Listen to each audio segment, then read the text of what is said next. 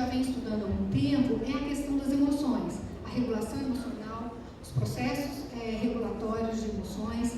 E nesse artigo eu tento defender uma tese junto com duas coautoras que são minhas ex-mestrandas, uma atualmente é doutoranda e me orientanda, que é a discussão das competências socioemocionais como um fator-chave no desenvolvimento das competências profissionais em estudantes universitários. E por que eu escolhi esse tema? Né? E por que eu achei que era pertinente falar com vocês? Porque, na verdade, uma das teses que a gente defende nesse artigo é de que é muito importante o papel do professor no desenvolvimento de competências socioemocionais dos alunos.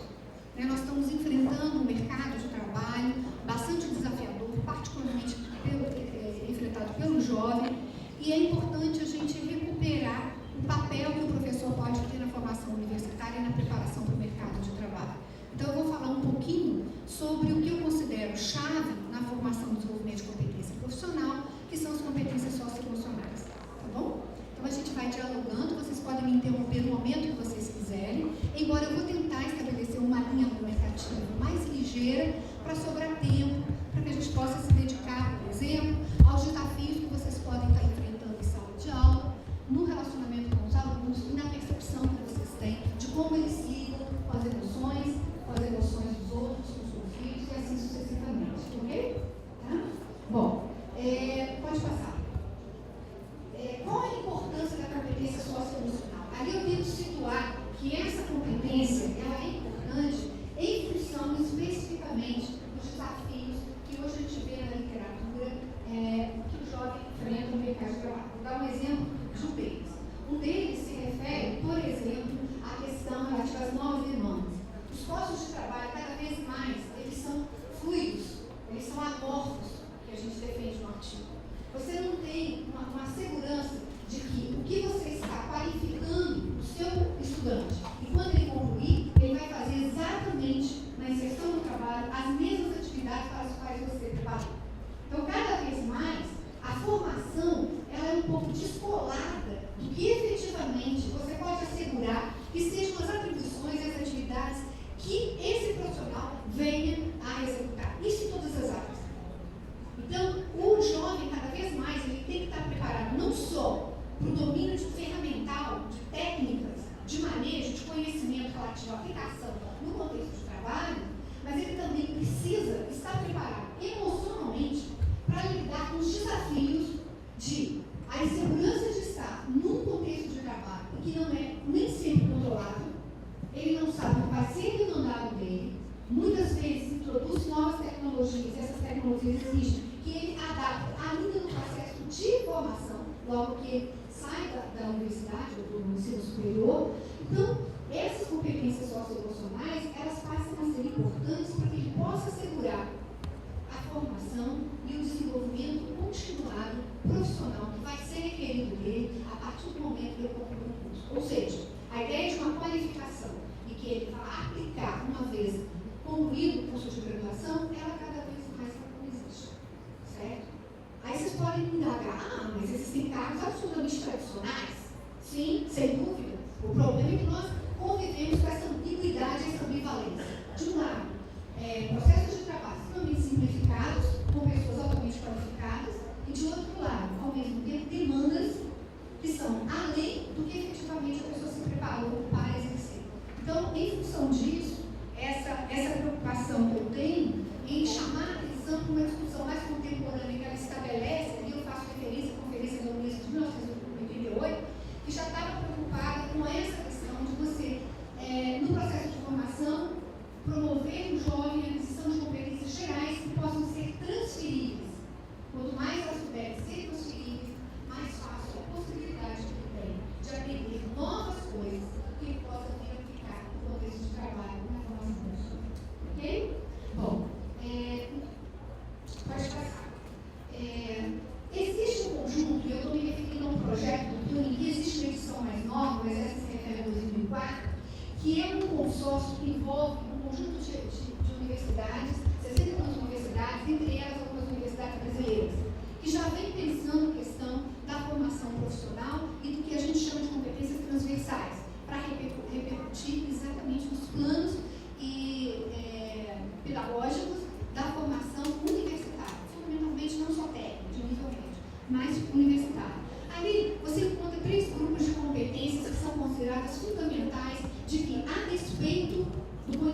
gerenciamento de nível assim, mais especializado, que seria o terceiro, você precisa desenvolver as duas anteriores. Pessoal, cognitivo, motivacional e afetivo.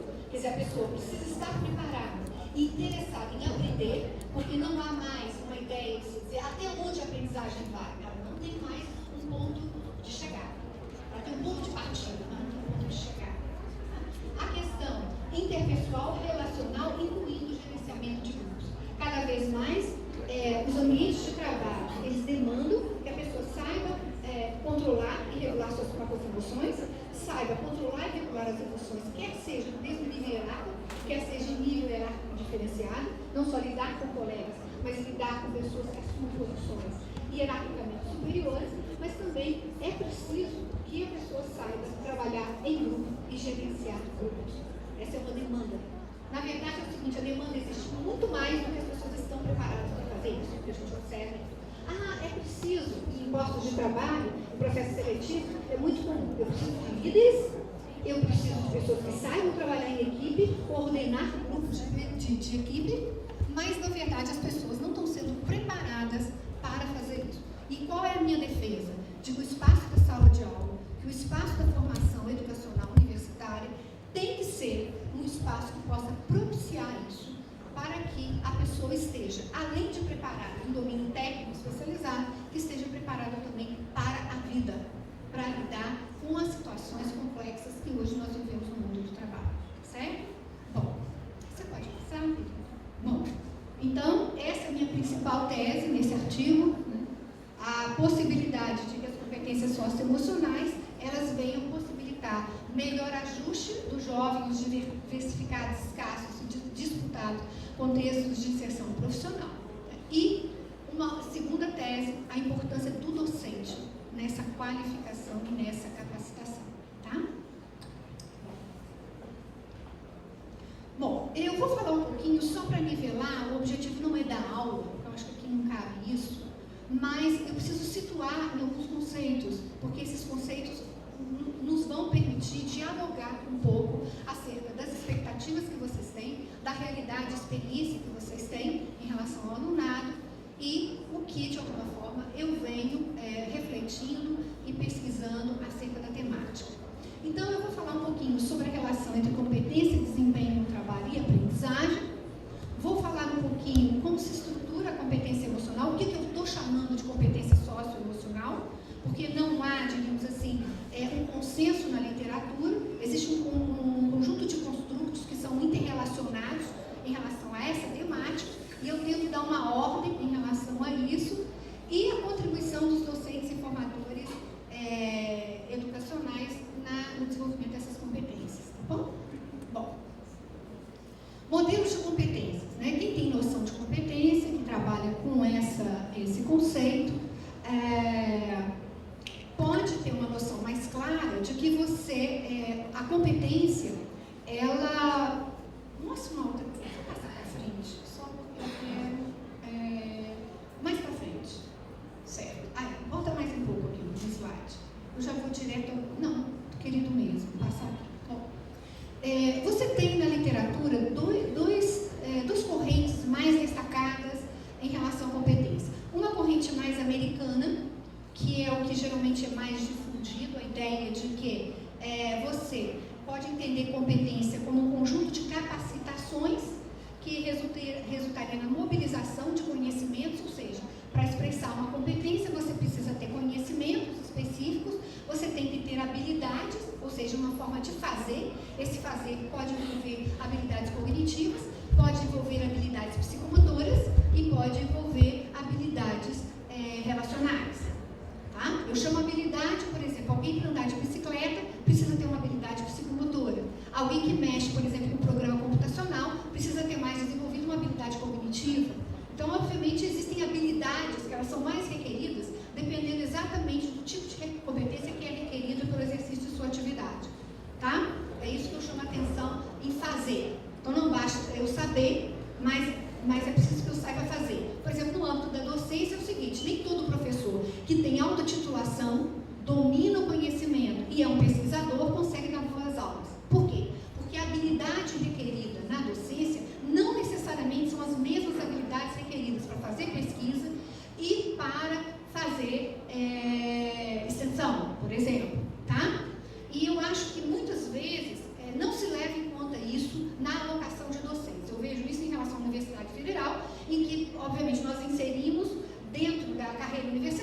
e temos que fazer pesquisa, extensão e ensino. Mas, na verdade, nem sempre todo professor reúne todas as habilidades necessárias para poder exercer com competência essas esferas de atividade. Recentemente eu desenvolvi uma medida, que é uma medida que a gente está testando, já testou uma vez, está conseguindo bons indicadores psicométricos de validação, uma medida que visa avaliar a competência docente, a aquisição de competência e o desempenho docente em 5 domínios que a gente considera fundamental no nível superior. A gente está testando mais no nível superior: ensino, pesquisa, extensão, gestão e gerais. Por que gestão? Porque a Universidade Federal, ela exige, faz parte da carreira docente, que o professor possa ascender, exercer uma função de gestão. E o que a gente observa na universidade, aí eu sou absolutamente crítica em relação a isso que eu falo mesmo, é de que os gestores da universidade não têm nenhum preparo, nenhuma competência para assumir. Nem sempre um professor tem competência para assumir função de gestão, porque existe um outro conjunto de habilidades, um outro conjunto de domínios de saberes e uma atitude, fundamentalmente uma atitude.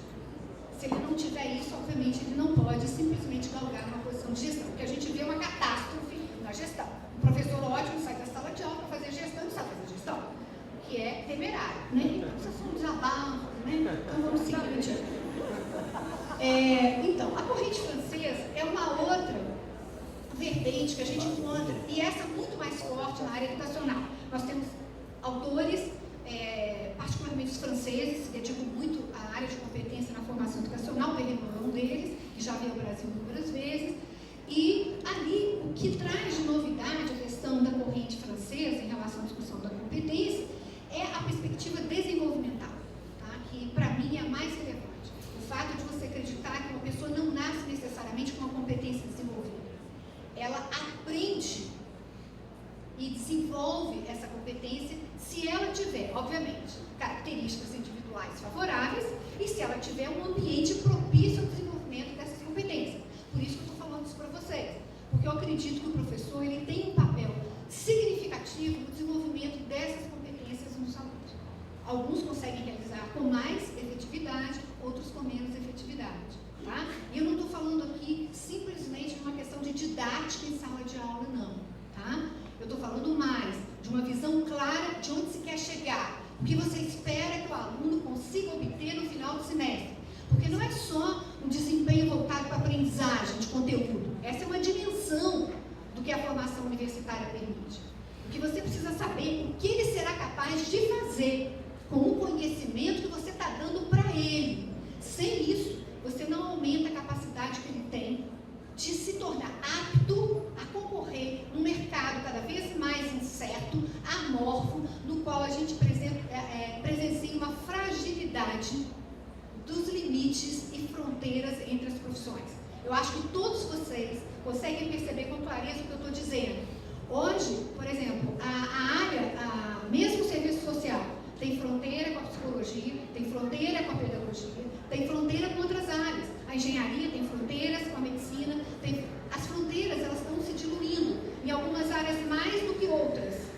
E algumas áreas se salvam muito em tentativa de reserva de mercado e em tentativa de respaldo na legislação para assegurar o que seja da sua competência profissional. Só que a competência não é assegurada pelo conhecimento, a competência é assegurada por uma legislação. A esse profissional compete ou não. A minha grande dúvida e crítica é o seguinte: se efetivamente a competência deve ser assegurada muito mais por questões legais do que pelo fato de você dominar um conhecimento, ter uma habilidade específica pela sua formação, tá? Mas enfim, sempre tem os paralelos. Vocês vão ver que eu vou para lá, vou para cá, mas eu chego, tá? Bom, então segue adiante. A relação que existe entre competência e desempenho. Você tem que entender que o desempenho, o que é o desempenho? Essa é a grande chave. O desempenho ele pode ser entendido em duas dimensões: processo e produto, e resultado. Tá? De alguma forma, quando você pensa em processo, você pensa num conjunto de comportamentos e ações que levam a um resultado. Tá? Então, o que eu estou querendo dizer? Que as competências socioemocionais, que eu estou tentando defender aqui, que eu vou explicar mais na frente, que são, elas servem muito mais como processo para você atingir um resultado do que como um produto propriamente dito, certo? Então, se você você efetivamente, na maior parte, por exemplo, do setor de serviços, para você prestar um serviço, você precisa efetivamente desenvolver algumas competências de relacionamento que são fundamentais para você conseguir realizar o seu trabalho, apresentar o seu produto. Qual é o seu produto? O desempenho final, que aparece lá na ponta. Mas existe um processo. Então você tem duas dimensões de desempenho que você não pode perder.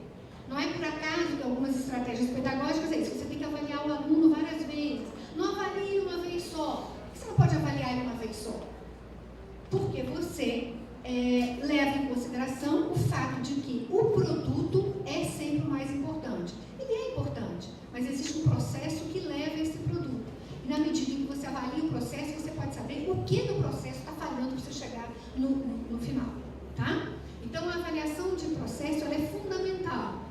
Certo? E é isso que a gente pode fazer no manejo em sala de aula. Desenvolver as competências naquelas pequenas ações que nós temos e que realizamos ao longo do processo, ao longo do semestre, para chegar ao resultado final, que seria, por exemplo, um domínio de um conhecimento específico e da possibilidade de aplicar esse conhecimento. Tá? Bom, então, para esse desempenho, você precisa ter uma condição para esse desempenho. Tá? E, obviamente, essa articulação entre competência e desempenho é que, efetivamente, vai propiciar um ganho significativo na formação do aluno. Veja bem que toda a minha fala é no sentido de como nós, professores, podemos ajudar os alunos a desenvolverem melhor algumas competências que são processuais e outras que são finais, para que ele possa ter mais chances de uma inserção no mercado de trabalho. Tá? Por que você está falando em inserção? Estou falando em inserção porque é inevitável que toda a formação universitária ela redunda numa demanda prática que é o seguinte: o que eu vou fazer com esse diploma? O que eu sou apta a fazer? Como eu posso concorrer no mercado de trabalho? Essa é a expectativa que você tem com alguém que faça o ensino superior. Espera poder dar alguma contribuição. Só que, não sei a experiência de vocês, mas eu já fiz pesquisa com alunos concluintes, eles chegam no final, no último ano, numa ansiedade, numa angústia grande, porque não sabem se ao longo do processo de formação eles estão preparados para enfrentar situações que são mais difusas, não são tão específicas. É muito comum o jovem início de carreira dizer assim: eu não fui preparado pela universidade para fazer isso, eu estou aprendendo na prática. Tá? Essa é uma fala muito comum. Aí você vai dizer assim: a universidade não ensinou nada, o curso não ensinou. Não, ele ensinou. Ele só não ensinou a dar os passos necessários para ele poder refletir sobre como aplicar e transferir o que ele aprendeu para situações que são similares ou são distintas. A competência, quando ela é transversal, ela permite que você reflita o que eu posso fazer com esse domínio de conhecimento em uma outra realidade. Se eu tenho a forma, eu introduzo o conteúdo. O que acontece é que os alunos não sabem o que fazer com aquele conhecimento, porque eles pensam que o conhecimento é meramente aplicado na forma como ele foi gerado. Tá? Eu estou falando grego, o que eu estou falando é só a minha experiência? Ah, tá. Não, é só, vocês me dão um olhar, porque assim, eu fico assim, tá? Procurando saber se eu estou falando só para mim mesmo. Aí está a primeira dicotomia do Noam Chomsky, né? Aí está aí a primeira dicotomia do Noam Chomsky, questão da competência e do desempenho associada à comunicação humana. Isso, também. Sim, então vamos. Vamos avançar um pouquinho, eu quero logo ir direto. Bom, deixa eu só falar aquilo ali, que é, quem já mexeu com a aprendizagem de adulto, eu acho que o professor universitário ele deve buscar um pouco inspirar-se na aprendizagem do adulto, mais do que na aprendizagem infantil, certo? Ou seja, as teorias de aprendizagem do adulto que nós dispomos são poucas. Você tem algo marcado, datado na literatura, mas ela é importante porque você tem que levar em consideração que a educação no âmbito de nível superior, você lida com pessoas que já têm um repertório, você não está introduzindo um repertório. Então, as estratégias de desenvolvimento pedagógico não pode ser a mesma de criança.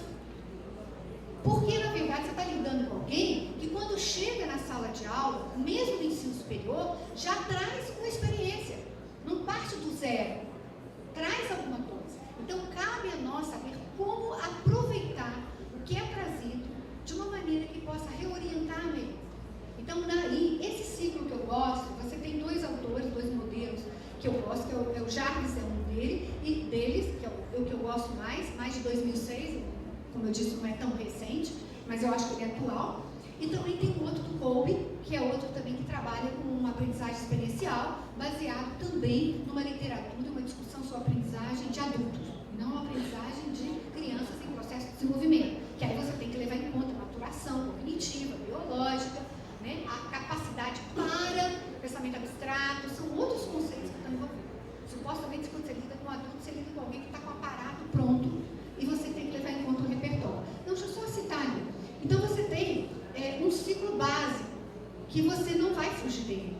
Você tem a retenção, a aquisição, primeiro a adquirir, reter, porque você tem que trabalhar com a memória, a recuperação, reter é transformar o conhecimento adquirido em memória a longo prazo. Recuperar é conseguir estabelecer estratégias e redes semânticas para recuperar aquela informação no momento que ele precisa para aplicar. Para ele poder generalizar, o que é generalizar? Aquilo que eu falei, para situações que sejam similares. Mas ele precisa estar mais do que preparado para situações gerais. Ele precisa estar preparado também para uma transferência. Transferência significa a possibilidade que eu tenho de aplicar um conhecimento que eu adquiri em uma área, em outro contexto, que anteriormente eu não imaginava que ele poderia ser útil. Aí vocês vão dizer assim, mas por que você está falando isso tudo? Estou falando isso tudo porque hoje uma das questões que também o mercado de trabalho requer em termos de requisitos é criatividade. A criatividade, que é o pensamento divergente, ele só pode ser obtido na medida que você é capaz de transferir de uma situação que não era previsível, você pode aplicar aquele conhecimento numa situação que não foi planejada para ser aplicada, tá? Então essa demanda pela inovação, a criatividade, que faz parte do mundo contemporâneo, né? E de políticas científicas hoje, na atualidade, tanto que hoje se fala no Ministério de Ciência e Tecnologia e inovação. Inovação, não se pode. A inovação consegue com o quê? Com um pensamento divergente.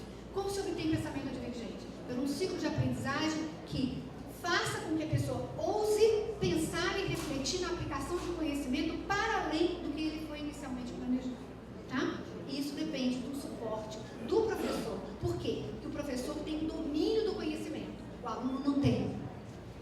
Então ele precisa do suporte do professor para que ele possa fazer essa transferência. Saber, isso aplica? Isso é bobagem que eu estou falando? Ou na sua experiência, no seu domínio de conhecimento, isso pode ser feito? É assim que as coisas funcionam. Aí deixa eu botar só um outro aqui. Sim. Esse é o modelo do Jarvis, ali a cadeira está atrapalhando.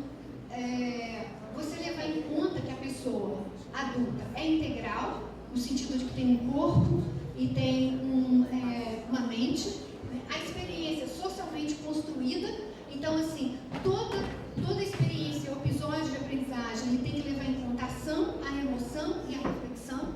Então toda vez que vocês puderem, de alguma forma, fazer com que o conhecimento que vocês transmitem aos alunos possa ser concretizado por uma ação, ou seja, algo que eles exercitem e que eles possam engajar-se motivacionalmente e refletir sobre isso, vocês estão contribuindo para o que eu estou acabando de dizer, tá? A transformação e aí sucessivamente, quer dizer, isso vai permitir que esse repertório seja renovado, cada vez mais renovado. Bom, passa isso porque eu vou direto nas competências socioemocionais, tá? Não, passa de novo. Tá, não, é anterior. Tá. Eu vou logo na definição que eu estou chamando de competências socioemocionais, porque eu quero que sobre o tempo para a gente poder dialogar sobre a experiência de vocês e eu possa, de alguma forma, trocar informações. Bom, o que eu estou chamando de competências socioemocionais? Então, indo mais direto ao ponto, com base na ideia de que a gente tem que criar ciclos de aprendizagem que envolvam ação, emoção e reflexão. Tá?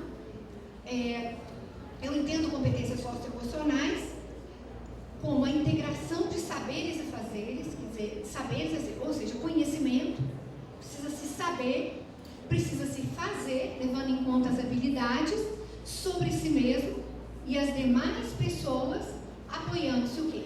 Na sua consciência, estamos lidando com adultos, na expressão das emoções faciais. Quantas vezes a gente olha para os alunos, eles estão todos na rede, né, trocando WhatsApp, como os professores professores às vezes fazem isso também nas reuniões entediantes, e a gente tem que aprender a codificar o que está acontecendo, as expressões de enfado, de aborrecimento, né? Regular, ou seja, obviamente, às vezes a gente tem vontade de ir lá e tomar o aparelho, mas a gente não pode fazer isso, não é?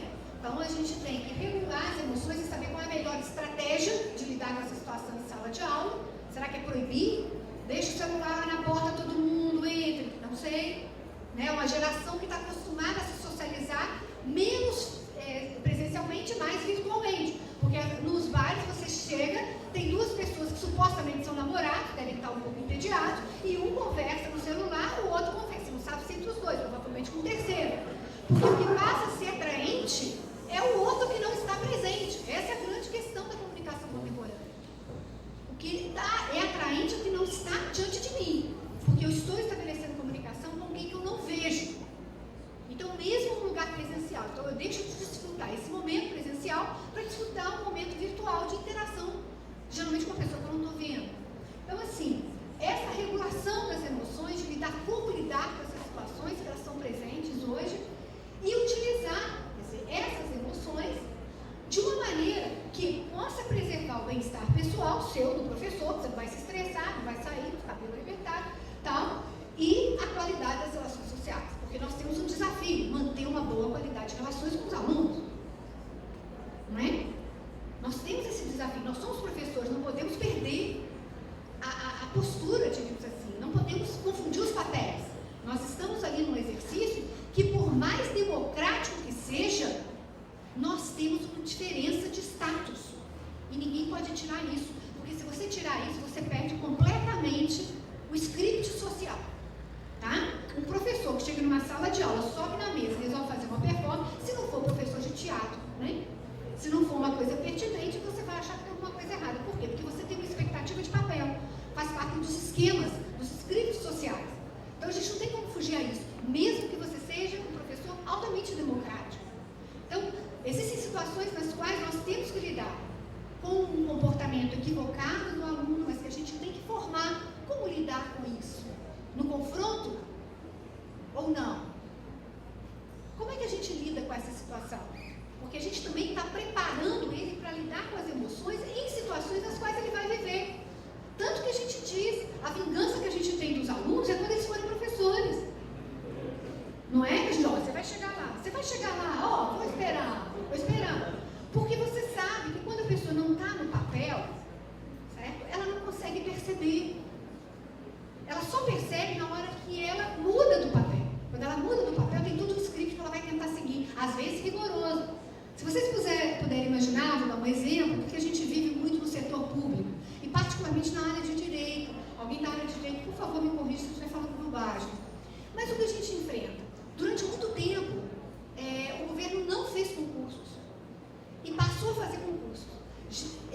Muitos juízes são jovens sem experiência de vida nenhuma, julgando casos de adoção, julgando casos que são casos que demandam também, não é só um domínio técnico, é um domínio, uma experiência emocional, um controle, um repertório de vida, né? E aí o que acontece? Eles tomam a decisão, não é um domínio técnico, é mais do que isso. Então o que está acontecendo? Eles têm que julgar sem terem, às vezes, uma competência socioemocional desenvolvida para lidar com situações como essa, definindo vida de pessoas. Então pensa bem no desafio que é. Então, de repente, se ele sai, estuda e passa num concurso, às vezes 2 anos, porque há uma máfia, eu não sei, gente, desculpa, mas assim, tem uma indústria que se alimenta de concursos públicos. E não é barato. Se você for ver um concurso para você passar 10 mil reais, 12 mil reais, sim, te prepara tecnicamente, mas não te prepara emocionalmente. Então, nem sempre você está preparado para tomar decisões, que são decisões que repercutem e impactam na vida das pessoas. Isso ocorre em todas as áreas. Então, o que está acontecendo? Hoje se reflete no setor público a maneira como os concursos estão sendo feitos, porque eles privilegiam o conhecimento técnico, mas esquecem de privilegiar algo que é fundamental na formação, que é você estar preparado para decidir decidir emocionalmente, saber lidar com os conflitos, saber lidar com o outro, decodificar as expressões faciais do outro, para você poder intervir, para você poder ajudá-lo a manejar aquilo que ele supostamente não está podendo ou não está conseguindo fazer. Compreende o que eu estou querendo dizer? Como que a gente enfrenta realidades hoje que são muito sérias. Cadê minha água? Gente, eu preciso de água.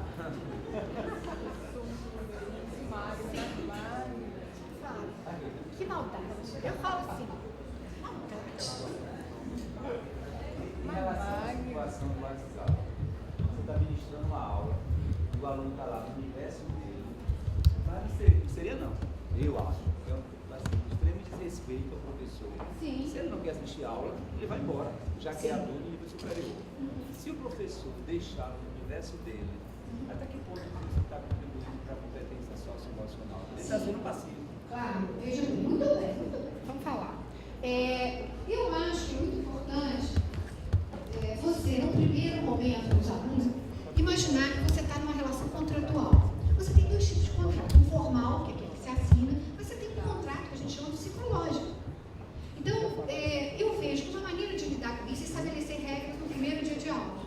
Quais são as regras do jogo? Negocia tudo ali, certo? Negocia. Olha, é o seguinte, eu acho assim, como é que vai ser, como é que a gente vai lidar com isso? Então, os alunos também têm que dar as opiniões deles e criar alternativas, porque eles podem ter alternativa. Então, tá, a gente pode fazer isso? Acho que pode. Pode estabelecer essa negociação.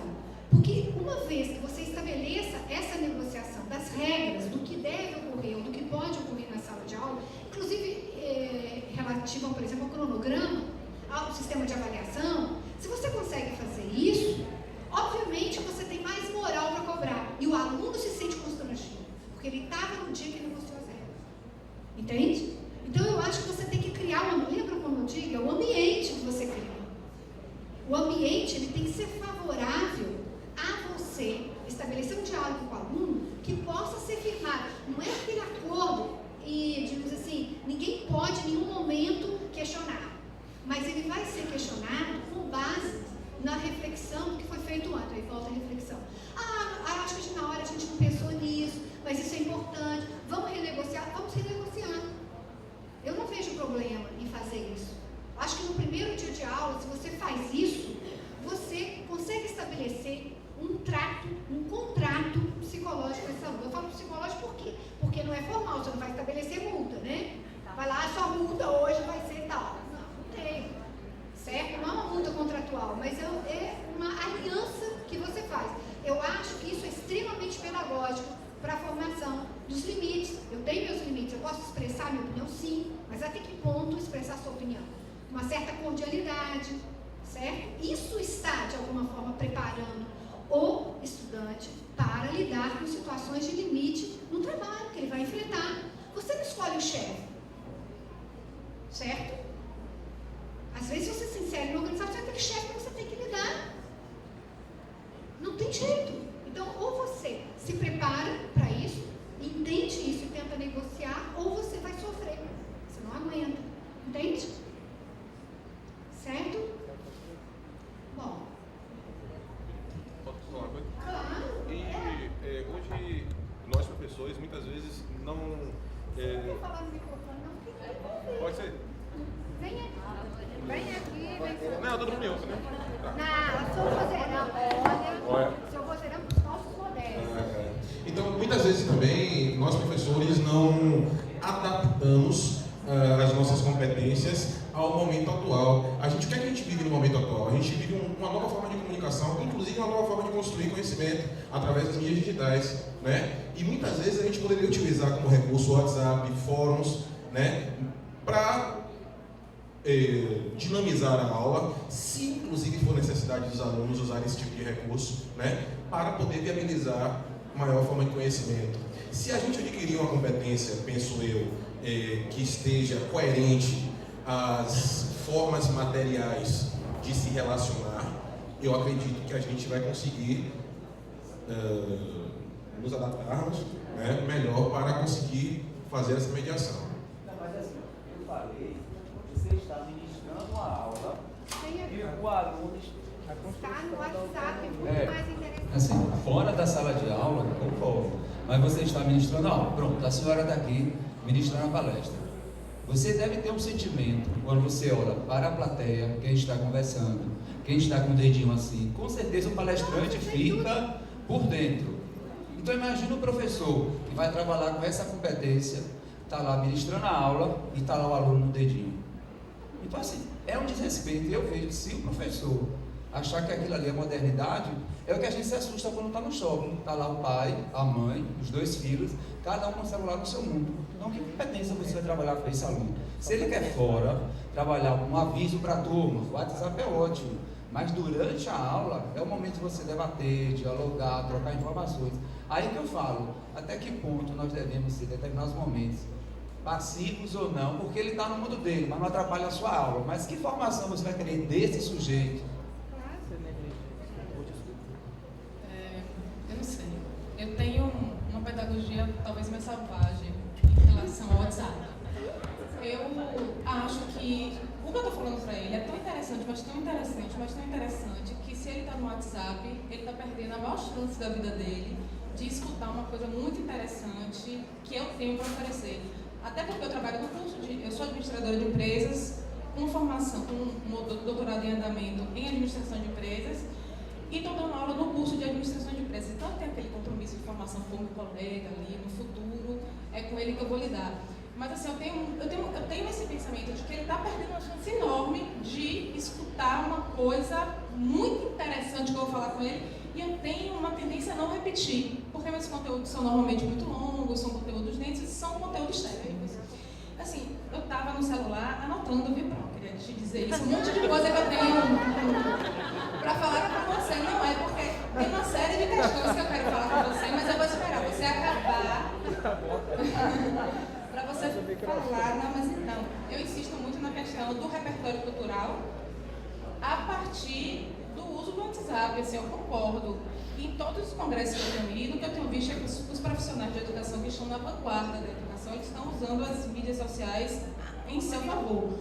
Mas eu não estou nem aí. Você está no WhatsApp, fique no WhatsApp. A única coisa que eu peço é que coloque no silencioso, para não atrapalhar minha aula, né? Que eu não vou falar mais alto por causa do WhatsApp de ninguém. Mas... Cuidado. Não, é isso. Eu concordo sim. Eu vou falar um pouquinho ali, que eu estou controlando meu tempo, senão eu falo demais, entendeu? E aí eu estou tentando ver se eu consigo chegar num ponto que permite uma reflexão das estratégias que cada um usa, tá? Mas veja bem, estabelecer regras é importante. O seu limite é o seu limite. O professor não pode perder isso de vez. Qual é o seu limite? O seu limite é esse. Mas deixe isso claro. Eu acho que a questão é essa. Quanto mais claro você deixa para os alunos quais são as regras do jogo, mais fácil é você manejar isso. E ele já cria uma expectativa de saber como é que você vai lidar. Qual é a vantagem? A vantagem é, quanto mais fácil você torna a possibilidade do aluno antecipar qual vai ser o seu comportamento e a sua reação, mais fácil vai ser o relacionamento de vocês. Ele vai saber qual é o seu limite e, obviamente, ele vai fazer ou não fazer. Aquele professor que não deixa isso claro, provavelmente ele enfrenta mais situações de conflito, porque ele espera que seja óbvio para o aluno, e não é. O professor tem que deixar claro qual é o seu limite, entendeu? Então, tem professores que são mais condescendentes, que não estão nem aí. Aí, realmente, o que eu vou dizer? A estratégia é de uma elevada autoestima, uma elevada autoconfiança. Eu estou falando para mim mesmo, se eles não querem, né? É isso aí. Então, você controla a sua emoção de uma maneira que aquilo não te afete. Outros afetam mais, estão mais implicados naquilo. Aí, a importância de controlar as emoções também. O que isso está representando para mim? Que muitos conflitos que ocorrem em sala de aula têm a ver também com o fato do professor não ter clareza do que está acontecendo com ele nessa relação com o aluno. Tá? Então, aí é um jogo que a gente tem que entender. É um jogo de relações. É um jogo de poder, certo? Um jogo de poder, embora as pessoas achem que não, há uma relação de poder entre professor e aluna muito clara, tá? E obviamente o aluno tenta transferir ou generalizar as ações que ele tem com determinadas autoridades no seu contexto da sala de aula. É o que a gente faz, a gente repete modelos e tenta ver se funciona. Só quando o modelo não funciona,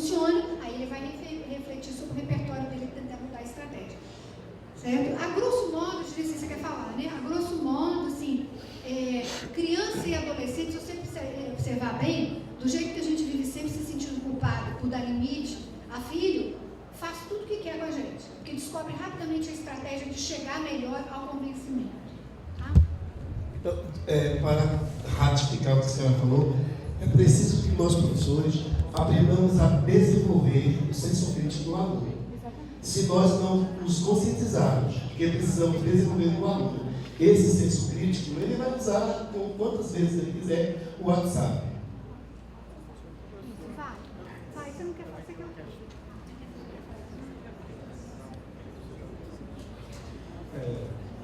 Professora, tem uma coisa que me angustia muito, né? Que a gente continua, às vezes, no meio acadêmico, a gente quer tratar o aluno universitário como um perfil de aluno fundamental 1, fundamental 2, e isso fica muito complicado.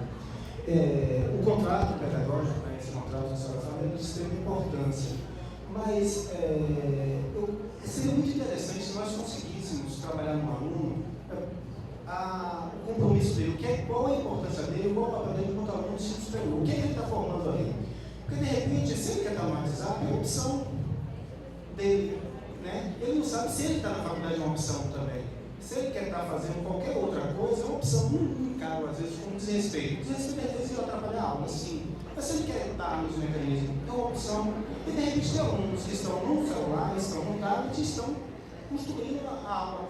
E a gente não tem que esquecer, a gente não pode esquecer que a gente está dentro de uma geração onde o aluno, às vezes, está no celular, às vezes está no WhatsApp e ele está captando muito bem a aula, porque é a geração Y, é a geração dele, não é a nossa geração, que é completamente diferente. Mas eu gostaria que a senhora falasse sobre esse aspecto do momento. Eu vou falar sobre tudo que puder falar. Então, só uma coisa que a senhora estava falando, me inquietava, era a relação do pragmatismo e da ciência, porque aqui é uma faculdade de bacharelado, né, certo? O curso de pedagogia.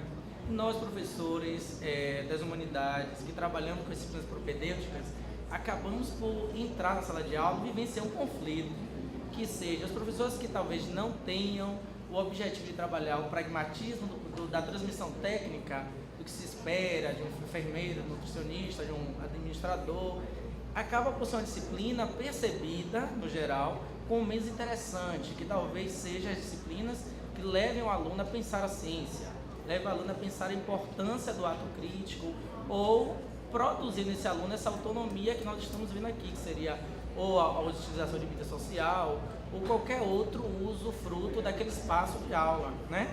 Então eu fico pensando assim, quais estratégias, não só nós professores, mas assim, como pensar um conceito institucional de pensar esse pragmatismo para a sociedade do concurso, para essa sociedade Marco X no ENAD, para a sociedade do Enem, para a sociedade do X, como pensar um conceito de uma instituição que se possibilite ser responsavelmente estimuladora dessa inteligência emocional, para que o aluno ele se sinta promotor do próprio conhecimento. Às vezes eu acho que pensar em conceito de promoção educacional seria bem interessante dentro de uma instituição, mas eu pelo menos vivenciei esse conflito entre o pragmatismo e a ciência. Eu digo, será que eu estou produzindo ciência ou estou reproduzindo aqui na instituição superior, né? Quando a gente pensa na prova, tem o conceito, o nome prova, equivocadamente pensado.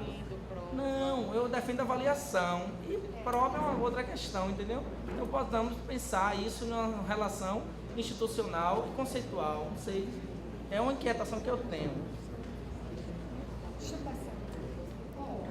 Todas essas questões, se a gente tivesse resposta simples, né, a gente já teria resolvido o problema, né? Eu acho que se a gente fizer uma estatística do número de mestres e doutores na área da educação no Brasil, vocês iam assustar. Porque é muito. Mas mesmo assim a gente acho que ainda caminha passos lentos para resolver questões. Eu acho que a questão pragmática, quer dizer, o que é pragmatismo? Né? A ideia do pragmatismo é a sujeição do pensamento à ação. Tá? Essa é a ideia básica de pragmatismo. Então, obviamente, que eu acho que você tem que levar em conta que a pessoa precisa fazer as duas coisas, agir e pensar. Às vezes, em determinado momento, se você vê a pedagogia piagetiana, ela começa pela ação, a reflexão ela acompanha. Então, eu não acho necessariamente que você só pode pensar se o fato de você pensar em ação em uma aplicação, necessariamente significa que você está abrindo mão da reflexão e do pensamento. Quando eu falei no ciclo de aprendizagem do adulto, que eu mencionei, toda a literatura do adulto fala a ação ela é importante. Por que ela é importante? Porque ela ajuda você a concretar algo. Quando você faz a concretização, você tem uma possibilidade de pensar sobre aquilo. O que é o planejamento? Você planeja antes de agir. Aí quando você age, você vê que o planejamento não funcionou. Então a ação, ela te dá um limite para a possibilidade de refletir sobre o que você imaginava que fosse. Então eu não acho que é incompatibilidade. Eu sou uma defensora de que o conhecimento ele tem que ter uma utilidade. Porque nós vivemos numa sociedade. Isso não significa que você vai abrir mão daquilo que te permita fazer uma ação crítica e bem pensada. Ela depende do pensamento. Então, nem uma coisa, nem outra. A ação, ela pode ser uma ação de pensamento. Como você colocar isso em prática? Como é que você imaginaria isso? Como é que isso poderia ser útil para a sociedade? Então, necessariamente, às vezes, não há uma incompatibilidade. Embora as pessoas digam, não, se você prepara para o mercado, você não prepara para a formação. Tem um livro que eu gosto muito, que ele é velho. A gente não encontra aqui, tem uma edição em espanhol de um filósofo, psicólogo alemão, Eduard Spranger. Ele tem um livro muito bonito sobre o mestre, falando o que é o mestre, no qual ele consegue articular muito bem essas noções do que é, de alguma forma, pensar. Que você tem que formar alguém para pensar, mas para agir. Não tem como. Só pensar não resolve. Ele precisa transformar esse pensamento em uma ação. Porque nós precisamos, de alguma forma, viver nessa sociedade. Mas essa ação, ela é fruto de muito pensamento. O desenvolvimento tecnológico, qual a diferença entre a técnica e a tecnologia, evolutivamente? Que a técnica é uma mera ferramenta. O que a tecnologia trouxe é a possibilidade de se atrelar a técnica ao conhecimento.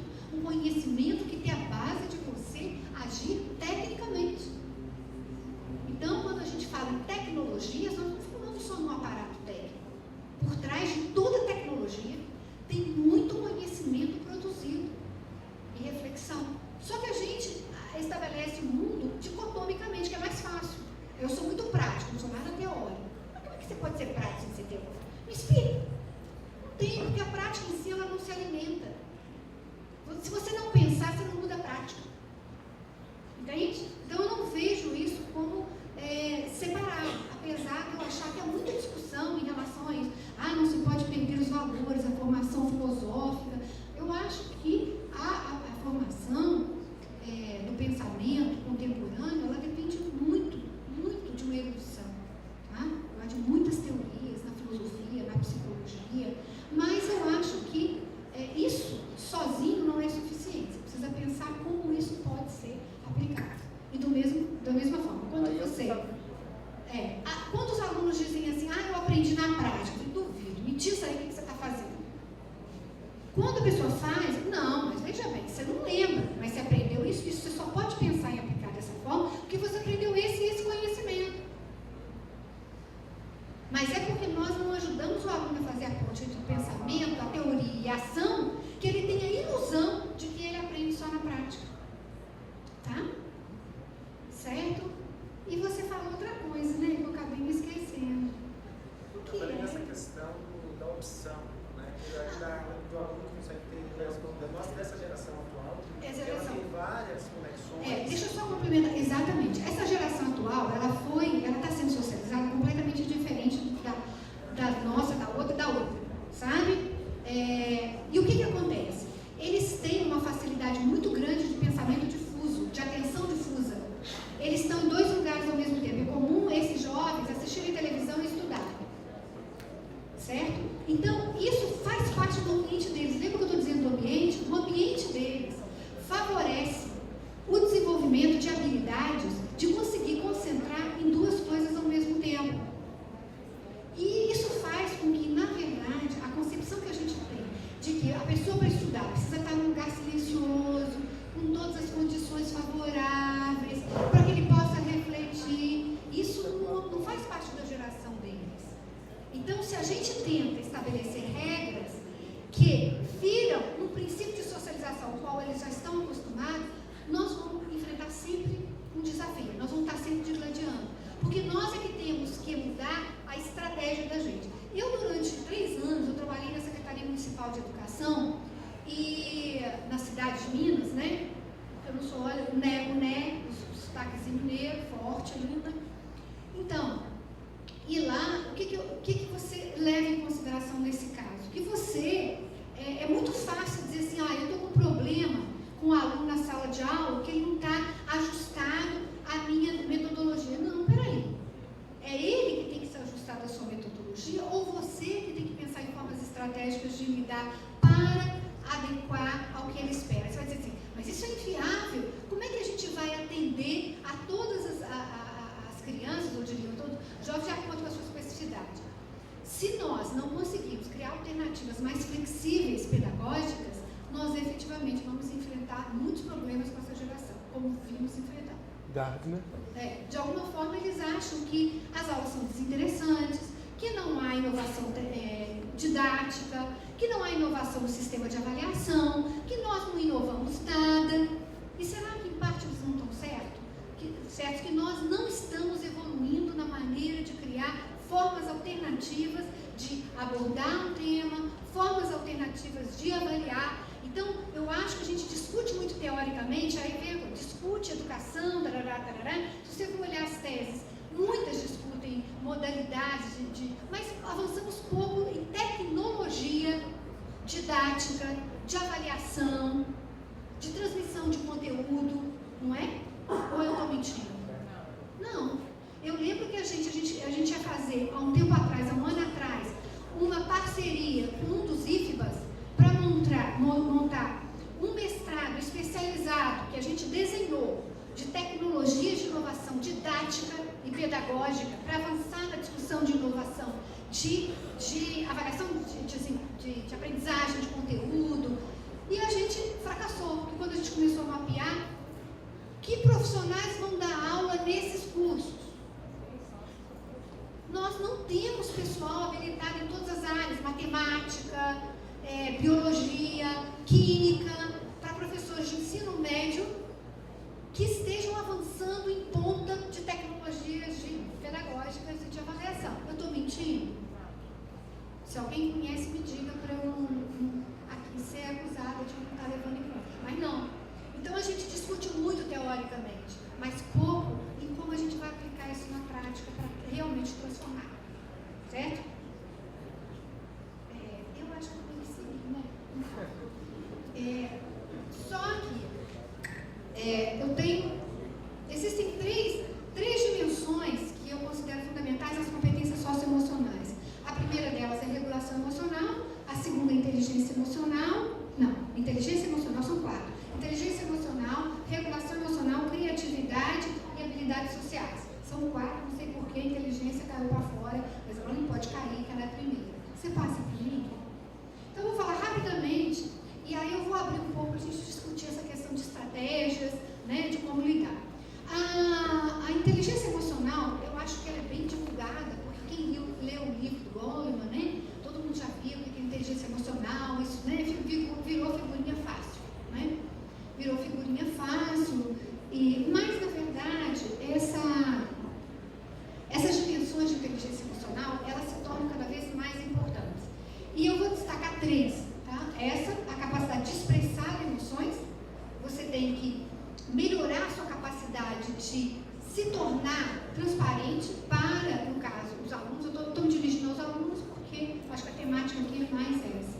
Né? Expressar, por exemplo, a nossa insatisfação, expressar que a gente gostou ou que não gostou, ser mais expressivo, né? Aquela posição de neutralidade, eu acho que ajuda a alimentar no aluno uma expectativa de que há alguma coisa difusa e, como eu disse, quanto menos o aluno sabe com quem ele está lidando, mais dificuldade ele tem de corresponder às expectativas ou de repente antecipar as expectativas do que está sendo esperado dele. Então, a capacidade de expressar emoções e de reconhecer as expressões emocionais do aluno, a capacidade de regular as emoções de acordo com o evento e a efetividade no uso da informação emocional. O que é isso? Obviamente, vocês devem saber, é muito fácil quando você sabe que você deve aproximar de um chefe ou não, né? Você sabe, olha, hoje ele não está bem. Como é que você sabe que não está bem? Eu não vou me aproximar porque hoje o negócio não vai ficar porque você decodifica algo no comportamento dele ou na expressão. Cada vez que você consegue ser mais depurado, né, nessa capacidade de identificar, mais você pode antecipar e agir de uma maneira efetiva no que você pretende atingir. Isso também funciona para o aluno. Quanto mais você consegue detectar expressões que possam, de repente, questioná-lo, se ele precisa ou não de uma atenção ou do suporte, se você pode cobrar mais dele, se não está extrapolando mais o limite, tudo isso depende muito de quão capaz você é de decodificar e que ele decodificar a sua emoção. Eu não vou entrar muito em detalhes teóricos, mas eu estou dando exemplos que permitem você efetuar. Você quer falar, querida? Não, você fala. Sim, aí depois eu vou falar do outro, que é a regulação emocional, é o que eu mais estudo. O que eu mais estudo são processos regulatórios, de como se regula as emoções de si e dos outros, tá? Estratégia de regulação. Atualmente eu venho trabalhando com um modelo de 2 processos, ou 2 modos de regulação. Tem uma medida que a gente validou, uma amostra brasileira, que ela mede exatamente 2 modos de regulação que são típicos. Eu não vou entrar em detalhe, cada um desses modos tem 8 estratégias diferenciadas, mas o mais significativo desses 2 modos de regulação é um que a gente chama de up-regulation, ou regulação ascendente, e a down-regulation, que é a regulação descendente. Essa regulação descendente e a ascendente, ela se dá em situações em que se ativam emoções positivas ou se ativam emoções negativas. Então, do tipo, se você, por exemplo, tem na primeira aula, né, tem professor que está aqui começando e tem experiência ou não, aí se depara na primeira aula, aquela expectativa toda, claro, né, vai ser avaliado, porque a questão da sala de aula é essa, nós somos avaliados o tempo todo, na forma de vestir, na forma de falar, nos nossos cacoetes, né? Então a gente é avaliado o tempo todo. Estar na frente é estar sendo avaliado. Enquanto vocês estão comodamente aí, eu estou pescando algumas coisas, mas não consigo ver todo mundo, né? Mas, obviamente, vocês, que alguns que estão olhando, né, percebem exatamente como é que eu estou vestida, como é que eu estou falando, né? E, obviamente, estão todos fazendo inferência. Olha o que é isso, olha aquilo, olha o outro, concordo, baboseira, isso que ela falou, né, o tempo todo. E, obviamente, eu tenho que estar preparada para lidar com situações como essa se eu vou falar em público. Então, a pessoa que está numa sala de aula, ela enfrenta isso. Qual a expectativa dos alunos em relação à minha pessoa como professor? Eu vou ser um bom professor, vou ser avaliado como bom, ou, de repente, vou sair daqui fazendo aquelas mímicas da maneira como eu falo. Não é isso? Porque se a gente observasse os alunos em determinados momentos lúdicos, nós vamos ver que todos os nossos vícios, cacuetes, estão lá representados, muito bem representados, por sinal, na brincadeira que eles fazem entre si, imitando voz, imitando tom de voz, imitando forma de andar, imitando cacuete de mexer no cabelo, no meu caso, no outro. Então, tem situações nos quais que assim, emoções negativas são ativadas e que você tem que saber. Ou você aumenta essas emoções do tipo, olha, está todo mundo me olhando, ninguém está gostando, que eu poderia olhar e dizer assim, todo mundo está de saco cheio, doido para ir embora, entendeu? Doido para acabar. Então, assim, se eu ficar o tempo todo pensando assim negativamente, obviamente que eu vou perder um pouco a capacidade de controlar as minhas emoções e seguir falando. Porque eu vou ficar ansiosa. E se tem professor que muitas vezes se mobiliza com uma crítica do aluno, se mobiliza pelo fato de saber que os alunos não estão prestando atenção, ao invés de estabelecer uma estratégia que é o seguinte, nem sempre isso ocorre só com você, isso ocorre com outros professores. Essa é uma estratégia que a gente chama de mudança cognitiva.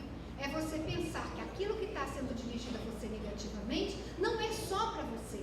Se você consegue esse distanciamento, você consegue ter mais tranquilidade para continuar seguindo, fazendo o que você tem que fazer, sem se perturbar tanto com o outro. Então, são estratégias que você pode usar para diminuir as emoções negativas ou as emoções positivas aumentar. Essa é que a gente menos faz, né? Porque a alegria dura pouco, é sempre assim, né? Ninguém pode ser alegre o tempo todo, não sei se tiver um quadro mais maneiro. Mas fora isso, mesmo que você ganhe na Mega Sena, você vai rir, tarará, tarará, mas chega um ponto que não dá para ficar rindo o tempo todo, que alguém vai olhar para você e falar assim, o que está acontecendo com você? Porque já passou. Ao passo que a iluminação é, de outro lado, uma outra estratégia que ela tem malefícios.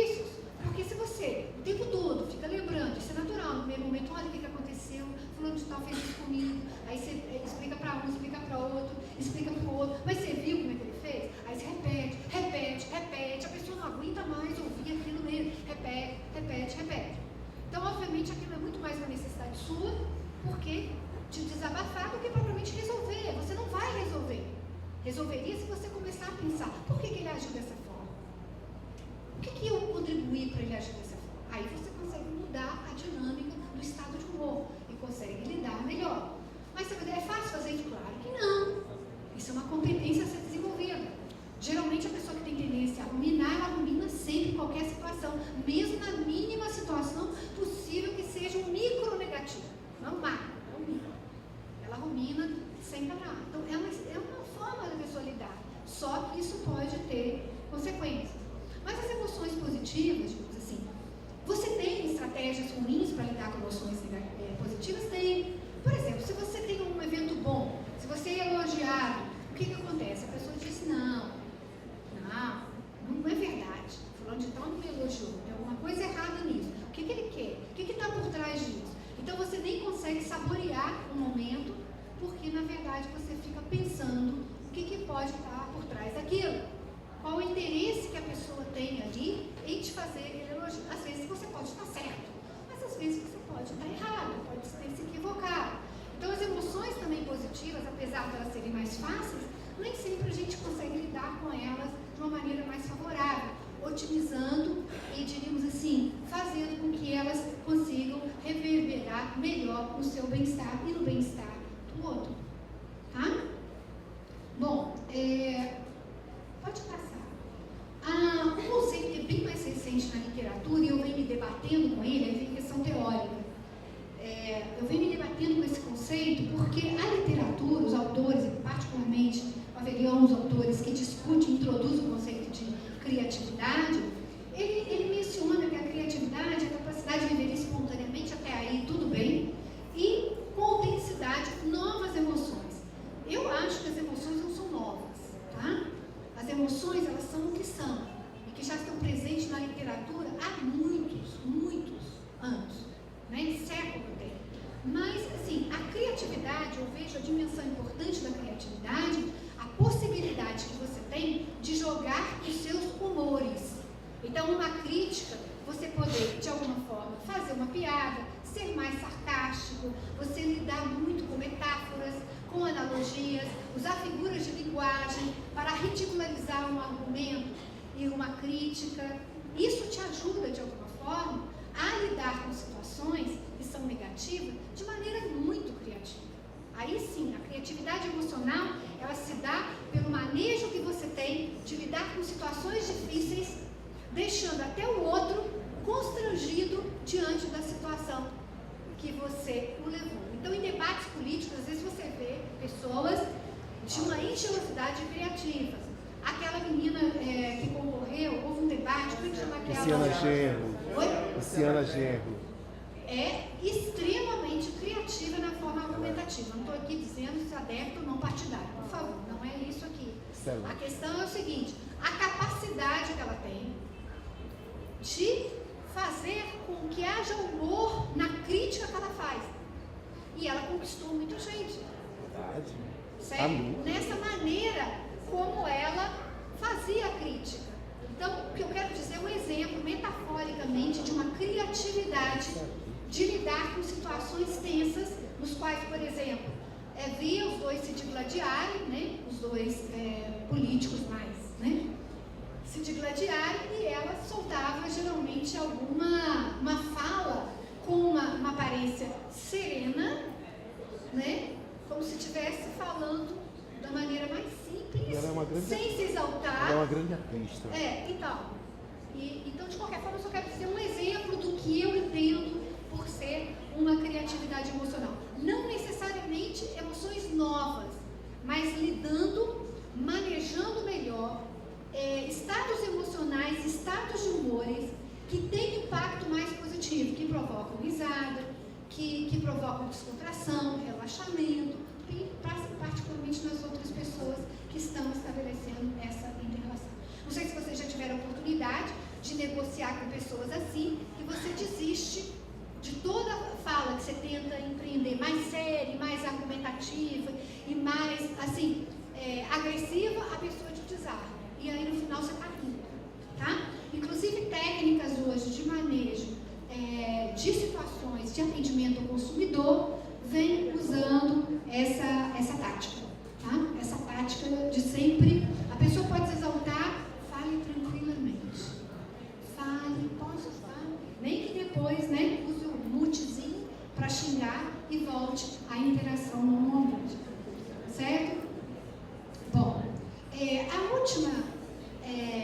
o último conjunto de competências socioemocionais são as habilidades sociais. Tá? Isso aqui a gente tem muita literatura e tem um casal, que é o casal Delprete, da Universidade de São Carlos, que vem trabalhando há anos com isso, acho que mais de 15 anos ou 20, não sei, que trabalha com essa literatura de habilidades sociais.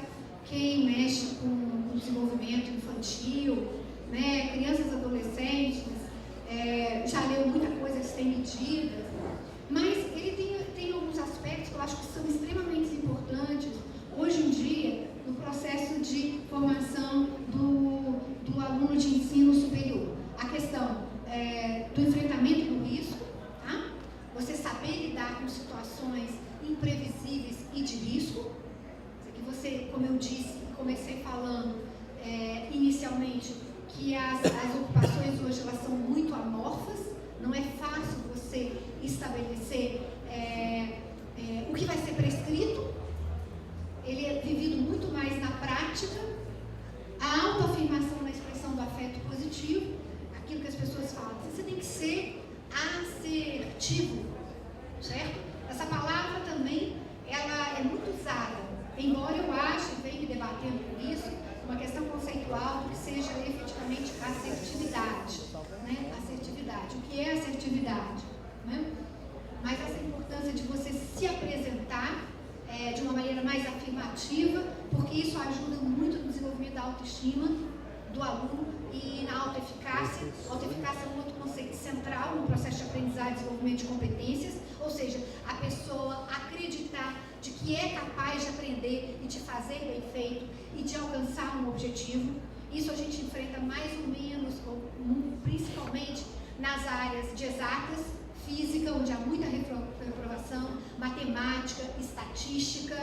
Tá? É muito importante que o aluno tenha motivação e que ele acredite que possa vencer o obstáculo mais imediato, que é uma forma de raciocínio que é mais complicada, que é mais difícil, mas para isso é preciso que o professor ajude o aluno a se perceber capaz de fazer isso, de estabelecer essa linha de raciocínio.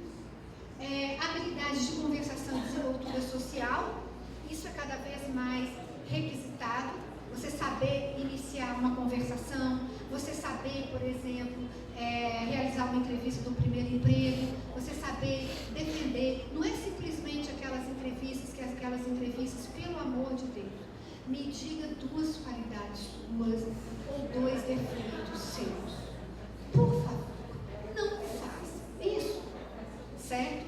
Porque isso não avalia nada, são respostas prontas.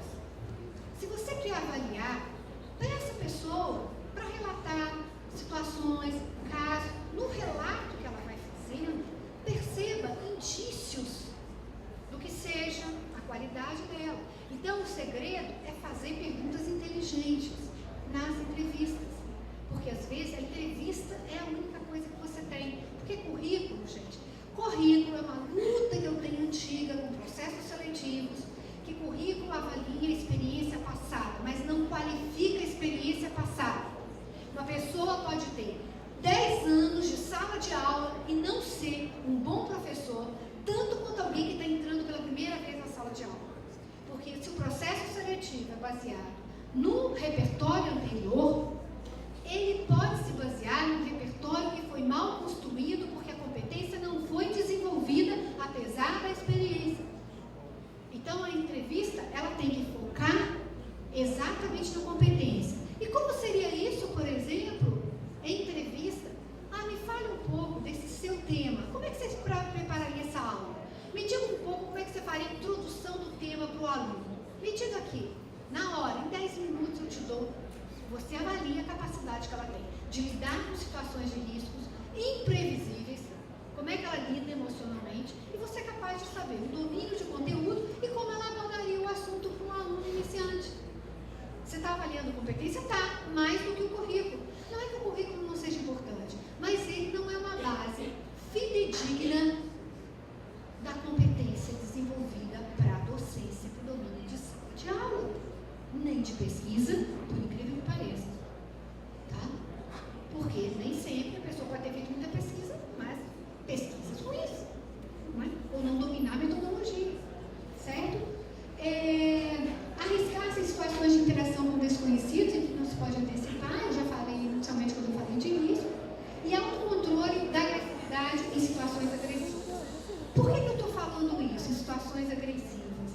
Porque a gente às vezes enfrenta situações nas quais a pessoa, ela pode ter uma colocação infeliz na interação, fazer uma observação infeliz, ofender, e você tem que saber lidar com isso, certo?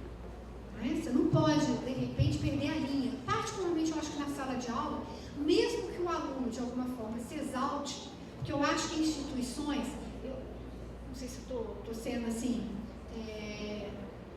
não correta na minha avaliação, mas eu acho que instituições em que os alunos pagam, diferente de instituições públicas, eles acabam se achando no jeito, eu estou pagando, né? Então, assim, eu não sei se aqui ocorre, pelo amor de Deus, a gente não sei se aqui ocorre com essa frequência, tá? Mas, pelo amor de Deus, estou falando genericamente, geralmente em instituições privadas, há sempre essa tensão entre um público, que é um público pagante, o que na federal, nas instituições públicas, a gente tem outros desafios, mas esse não é exatamente o principal que a gente enfrenta. Então, assim, em alguns momentos, as pessoas podem se exaltar e, particularmente, se elas têm um mau desempenho de aprendizagem. Então, eu acho que a gente tem que se preparar para lidar com essas situações, porque a gente pode piorar. Então, aí o controle emocional e preparar o aluno também para fazer reivindicações que sejam reivindicações mais civilizadas e não necessariamente por uma via mais ofensiva. Então, a gente sabe o crescimento da violência nas escolas, né? A gente sabe a fragilidade que as pessoas têm hoje de perder a linha em situações que são aparentemente simples, brigas de trânsito, coisas assim banais. Então, a gente vive sempre com receio de qual é o limite do outro para lidar com uma frustração, sem que necessariamente se embate numa relação que é uma relação que acaba de alguma forma acirrando mais os conflitos e levando a um impasse, ou eu ou ele, né? O que é sempre ruim. Toda situação que é de impasse, ela é ruim. Eu já falei tanto que eu fico com medo de já estar cansando vocês, né? Eu acho que a gente podia, vocês falarem um pouco da experiência, vocês não querem conversar mais comigo? Para eu parar de falar? Isso é dar uma contribuição real para a sociedade. Mas assim, eu quero voltar para uma angústia que eu tenho, eu que sou da área de administração, e que você abriu sua fala tratando disso, que é o descolamento do que a gente trata na sala de aula com o que o mercado de trabalho está esperando desse meio egresso. Eu fiz pesquisa durante 4 anos sobre a mobilidade social desse aluno egresso do curso de administração em Feira de Santana e região, e aí chegou um determinado momento que a gente começou a pensar sobre o currículo que a gente está oferecendo, porque hoje eu já não estudo mais mobilidade social, minha pesquisa mudou tanto que eu estou elaborando o conceito de espaço industrial, já é outra história. Mas eu lembro que na época a gente tinha uma angústia, porque estava se crescendo o CIS, que é o Centro Industrial Subaé, hoje o meu objeto de estudo, e esse CIS ele chegava com uma máquina nova, com uma caldeira que você precisava de uma competência especial para ir operar aquela caldeira, e o administrador não tinha competência para ser o gestor daqueles caldeireiros. E aí o que eles iam fazer? Eles iam lá no eixo do São Paulo trazer as pessoas que sabem operar essa caldeireira. E como é que esse estudante de administração ia ser gestor de algo que ele não tinha nenhuma propriedade para operar? E a gente ficava, seria então, a gente vai transformar então nessa faculdade, vamos tentar dialogar então com essas indústrias. E aí tentar adequar o nosso currículo ao que elas estão esperando. Aí vem uma preocupação. Mas aí a gente vai ter uma universidade que é propedêutica. E cadê a reflexão que a gente tem que promover para nossos alunos? A gente ficou durante muito tempo nessa dificuldade. E aí é que vem a minha pergunta. Eu anotei, para não esquecer. Sobre as competências socioemocionais, seria uma possibilidade para que essa universidade não seja uma escola simplesmente propedêutica, porque é o que essa indústria, é o que esse mercado está esperando. E a respeito do repertório cultural, eu chamo de repertório cultural. É o que eu insisto muito com meus alunos. E quantos livros você leu, quantos filmes você viu essa semana, quantos restaurantes você foi, ao invés de ir para a festa ali, que você não vai aprender nada, tente viajar, vá para Cabo Sul, que é barato, e tente aprender alguma coisa no Cabo Sul. E aí, esse repertório cultural é o que essas indústrias estão esperando desse aluno.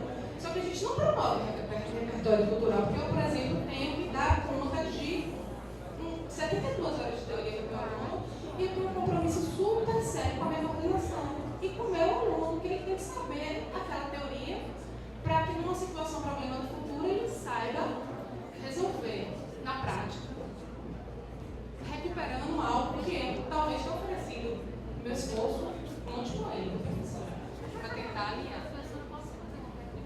Pode, deixa eu só falar assim, quem está saindo é só para dar um adeuzinho, tá? Tudo de bom para vocês. E se precisar de alguma coisa, eu vou deixar meu e-mail, tá? Se tiver algum interesse, se por acaso precisar de mim, tá? Então quem for saindo, eu só vou dando um adeuzinho, porque eu sei que tem hora que as pessoas já querem ir nem tão cansadas mesmo. Eu vou fazer uma pergunta bem pontual e peço aos meus colegas que também sejam específicos nas perguntas, para que a professora tenha mais tempo e os colegas também tenham. Então, enquanto você estava falando, professora, a respeito do professor que rumina, me deu vontade de fazer uma observação a respeito. Eu, às vezes, observo o seguinte: o professor tem um problema com a turma, e aí ele tem a impressão que ele tem maior parte da turma do lado dele, inclusive porque alguns colegas, alguns outros alunos, estabelecido o problema, há um aluno na sala que pontualmente acusa, fala, a turma se cala, mas quando aquele aluno que falou sai, a turma vem, sem que o colega saiba, e diz: olha, professora, nós não concordamos com isso, etc, etc. Aí o professor pensa que tem a turma do seu lado, e aí ele volta para a sala de aula, na aula seguinte, para retomar o problema e fazer um discurso. Aí ele quebra os pés, porque aí agora ele vai ter não mais um aluno contra ele, mas ele vai ter a metade ou mais da metade da turma. Essa observação é quando você falou de professor que rumina, foi um pouco interesse mesmo, foi um pouco... Era uma observação. A outra é uma pergunta. Por quê? Quando você falou, e muito bem, que nós ainda não conseguimos estar na vanguarda criando tecnologias adequadas à nossa realidade. Mas me intriga muito o fato de que grande parte dos nossos alunos e de nós, enquanto alunos do mestrado, doutorado, ainda gostamos, valorizamos muito do professor tradicional, rígido, que dá aula, que expõe seu conteúdo e que não socializa a palavra com nossos colegas, porque a gente não tem paciência para ouvir. A gente quer um cara falando mesmo. Isso me parece uma contradição. Eu queria que você falasse um pouco sobre isso, por favor.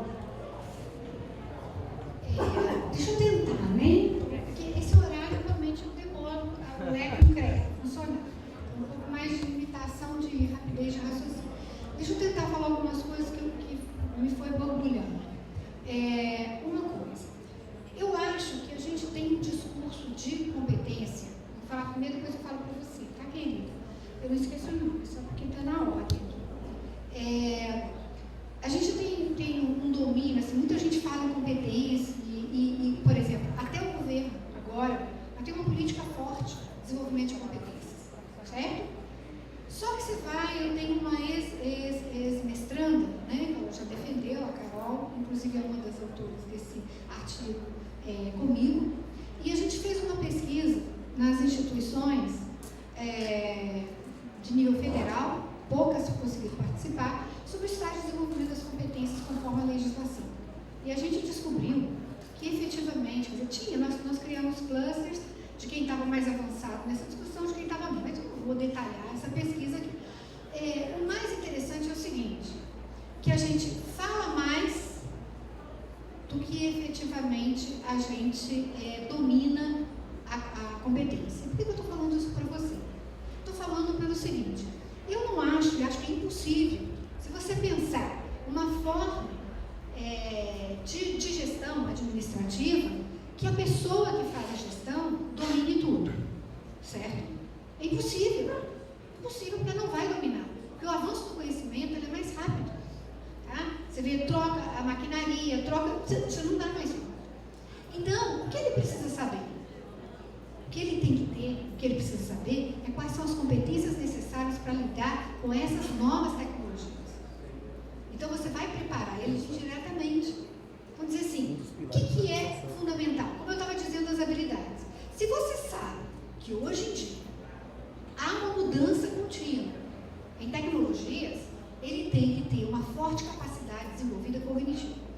Então, tudo que você puder fazer para desenvolver a cognição dele, quer dizer, pensar, ter problemas complexos que ele tem que raciocinar, tá? Trazer situações, por exemplo, de coisas novas e que você tenha conhecimento para a sala de aula. Dizer, como é que você refletiria sobre isso? Você nunca teve experiência com isso. Chega a isso. Como você refletiria sobre isso? O exercício da capacitação cognitiva de pensar o novo.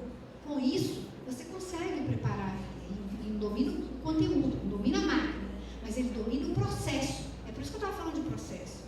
A formação ela tem que se dar muito mais no processo do que no produto, porque o produto nós não vamos conseguir dominar nunca. Nunca. Que é uma contínua renovação. Tem uma publicidade que eu vi outro dia que expressa bem a nossa contradição. A gente pensa em crise de geração com 20 anos. Hoje, essa crise de geração é com 5. Tá? Lembra uma propaganda que tem um menino que diz assim, como é que você vai pegar o seu iPhone? Aí o rapaz, um amigo, qual é? Do 3G de qual é? Ele falou assim, no meu tempo não era assim, no meu tempo é 5 anos atrás. O meu tempo não era assim. O que é esse tempo? É porque o avanço tecnológico, ele é maior. Se você, por exemplo, imaginar que as grandes invenções foram do século XIX, as grandes invenções, de lá para cá, o que a gente consegue? A coisa está de 5 em 5 anos, de 10 em 10 anos, cada vez importando mais entre o tempo de produção do conhecimento e a aplicação desse conhecimento transformando em tecnologia. Isso tem impactos. Você não vai dar conta. Eu costumo dizer, eu tenho uma briga com o currículo que é o seguinte. Currículo é uma coisa estática. Você não consegue mudar currículo.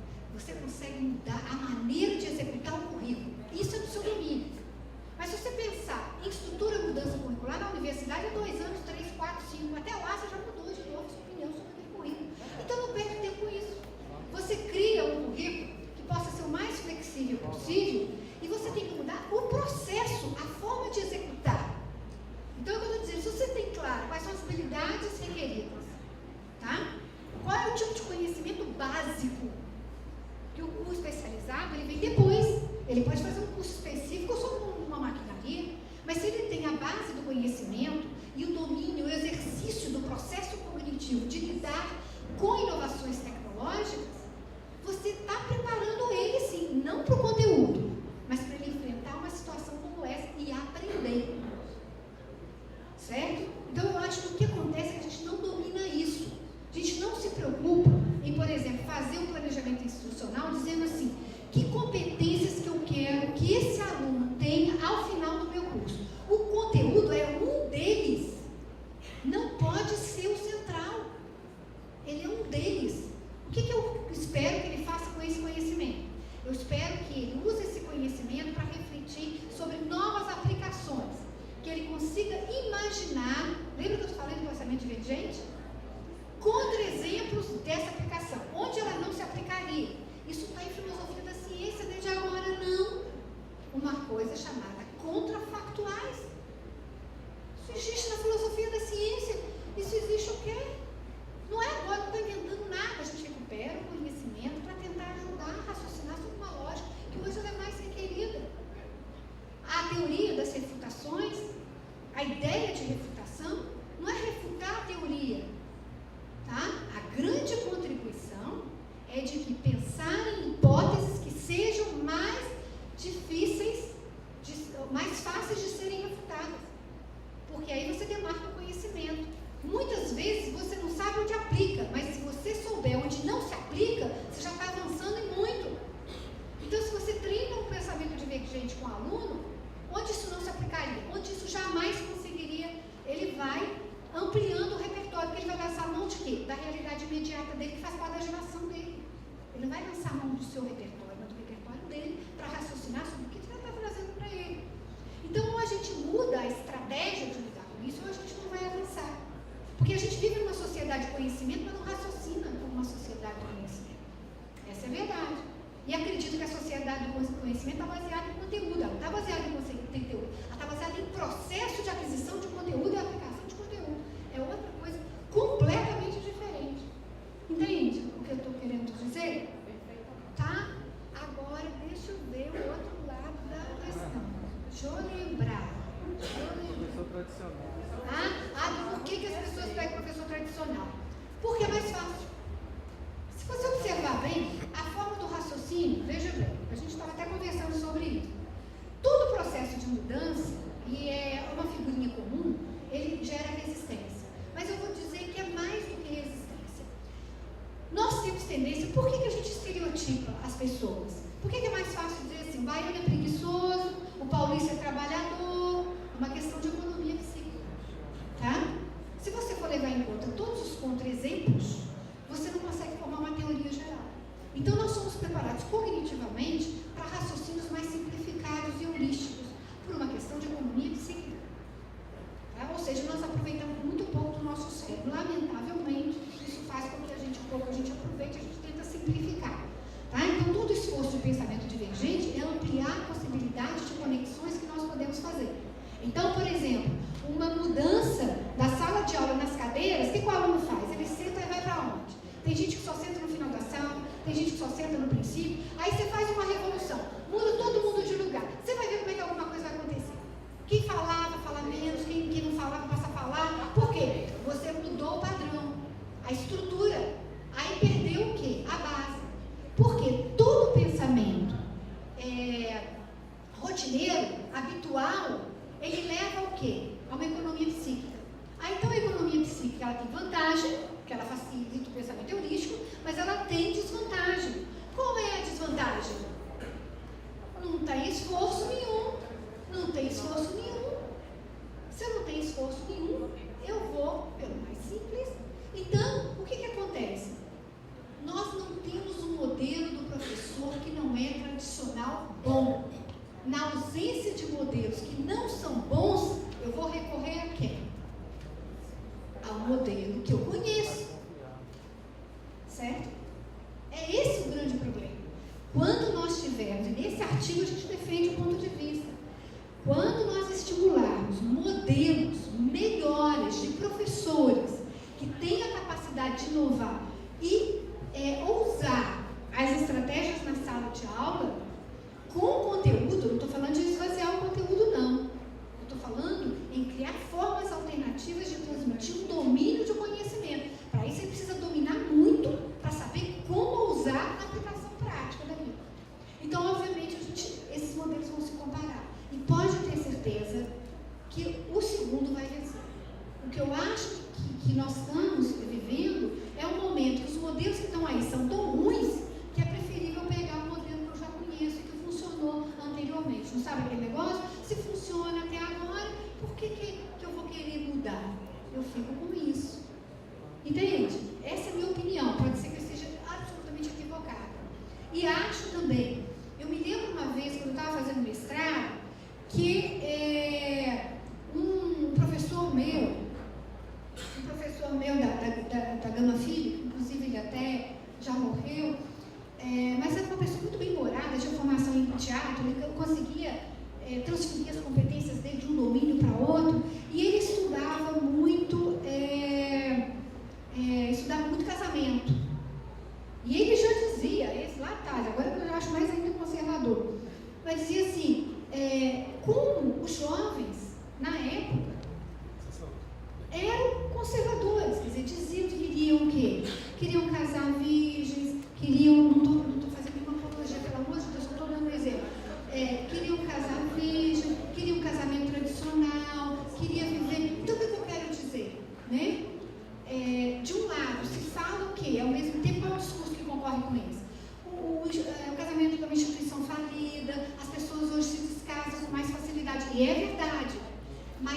isso não se contrapõe a uma mentalidade conservadora que convive par a par. Se você observar, é porque, na verdade, agora não tem um estudo lembrando, mas se você observa crises geracionais, você pode ver que pais, mais assim, entre aspas, né, a expressão, eu não estou encontrando outra, mais porra louca, liberais, os filhos são mais conservadores.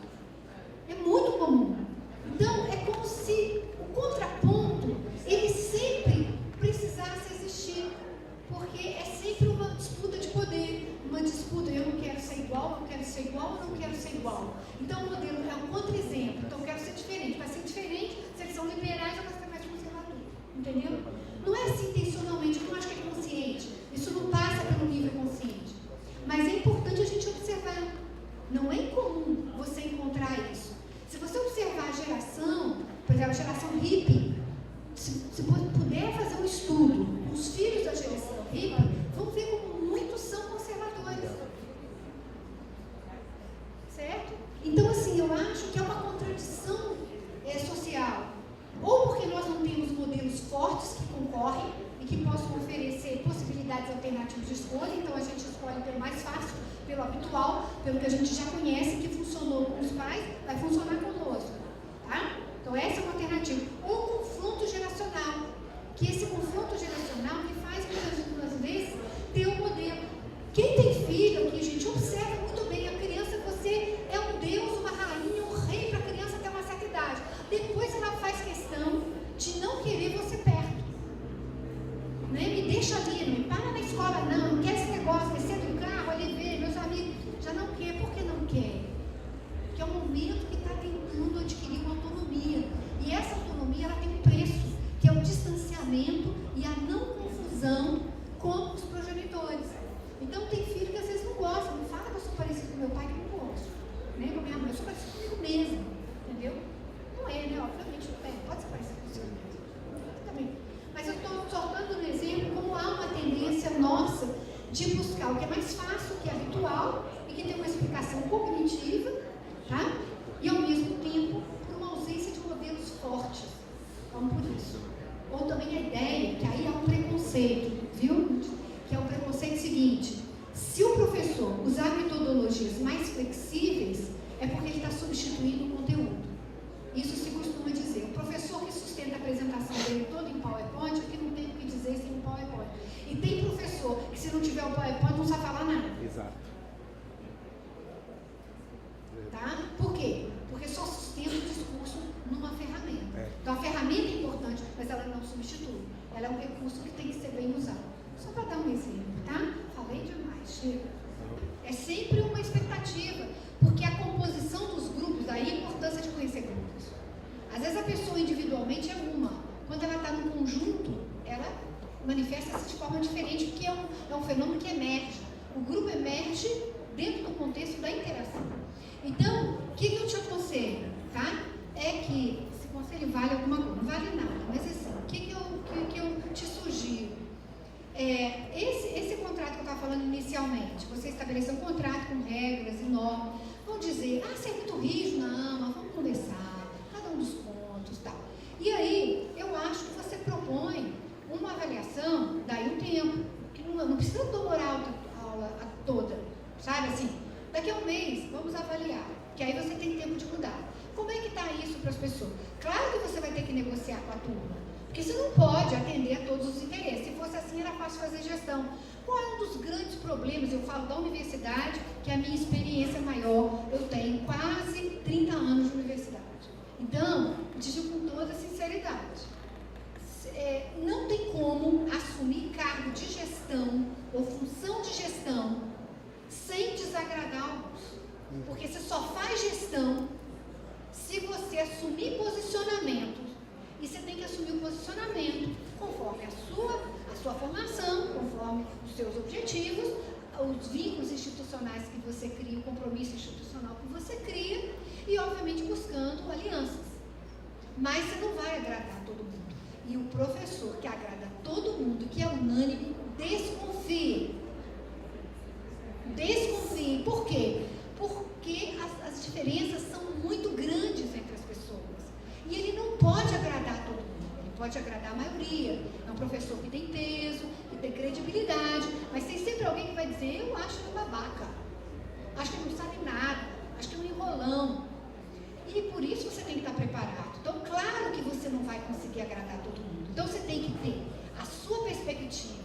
pedagógica, o que você entende por pedagogia, o que você entende do que seja um professor, tá? Estabelecer regras e negociar. Daí um mês você pode negociar com a turma como é que tá. Tá indo bem? O que está acontecendo? Vamos consertar durante o processo, porque no final você não pode fazer nada. E como você não pode fazer nada, você não pode fazer o que é muito importante nesse processo de formação. É testar as ideias deles. Porque eles dizem assim, não, eu se fosse mudava isso aqui. Vamos, todo mundo concorda? Vamos ensaiar essa mudança? E às vezes dá errado. Então ele começa a refletir, tá vendo? Eu sugeri isso, agora eu estou me arrependido, porque eu não sei se é isso que deveria funcionar. Mas você está trabalhando no processo. Então o que eu te digo é algo que é um dos grandes problemas de avaliação de desempenho nas organizações. É querer fazer avaliação no final. Ou então fazer no meio, fingindo que faz. Manda preencher um questionário. Você gosta de preencher questionário? Não faça isso. Prefira um feedback mais dinâmico. De colocar como é que está sendo essas aulas, está sendo muito legal, vamos diminuir isso, vamos negociar isso, e estabelecer um consenso e um acordo. Se você consegue fazer isso no meio do processo, você consegue empreender algumas mudanças e avaliar o efeito dessas mudanças na turma. Porque, obviamente, a sua estratégia, ela pode ser geral, em relação às suas concepções, mas ela tem que levar em conta a sua especificidade de público. Isso não tem como. Você não pode acreditar que o seu modelo é o melhor e que ele vai ser bom para todas as turmas que você lidar. Não. Mas você pode ir testando e aperfeiçoando o que funciona mais e o que funciona menos. E aprender a isso que eu falei anteriormente. Detectar nas expressões de emoções desses alunos o que realmente está gerando um impacto positivo e o que não está. E ter coragem de mudar. Se você não é flexível na sua possibilidade de criar alternativas durante o processo, que sejam defensáveis, não é ficar mudando todas as regras do jogo, cada vez vão mudar. Não. É um processo de avaliação que visa fazer ajustes e rearranjos possíveis dentro dos limites que forem estabelecidos ao longo do processo. Tá? Experimenta fazer isso. Eu não vou dizer que é a solução, mas eu acho que acompanhar como as suas estratégias estão impactando nos seus alunos ajuda você a ter o domínio da condição de aprendizagem deles. Não resolve, vai ter sempre um outro insatisfeito, mas o seu objetivo não é satisfazer a todos, é satisfazer a maioria dentro dos princípios que você tem estabelecido, entendeu?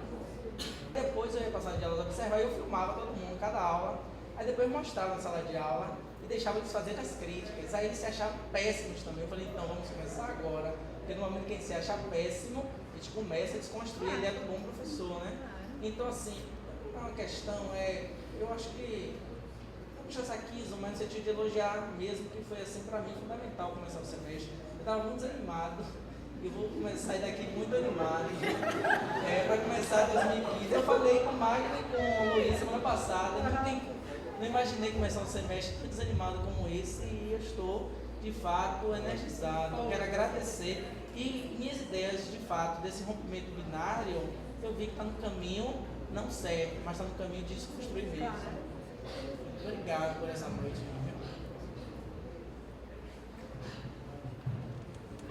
Bom, eu é que agradeço, porque eu acho assim, eu gosto de falar sobre as pessoas não conhecem, vocês, né? Eu gosto muito, eu fico muito empolgada, apesar de assim, me custar um pouco raciocinar à noite, o Tico Teco tem dificuldade de dialogar, mas eu fico muito empolgada, acho que a motivação é maior e eu supero um pouco os meus limites, né?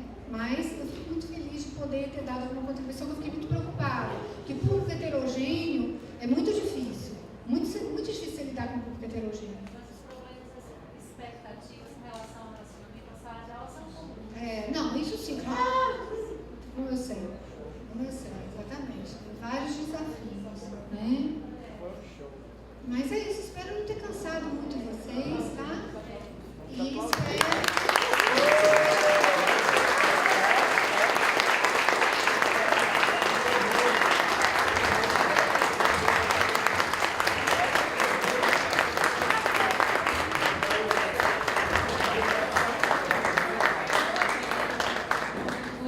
Sônia.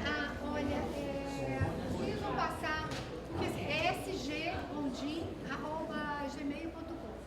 SG porque é Sônia Guedes Gondim. Então, sggondim Meu sobrenome é GON de nada, DIM de Maria, @gmail.com. Mas pode escrever que eu respondo. Eu respondo. Não é? Eu respondo. Todo mundo que trabalha comigo sabe que eu respondo. Às vezes, 4 horas da manhã, 5 horas da manhã, mas eu respondo. Sônia, nós só queremos depois uma autorização para publicar no nosso site, no espaço, alguns trechos da sua palestra, mas depois a gente conversa sobre isso, até mesmo para os que não puderem. Deixa só as partes mais novas.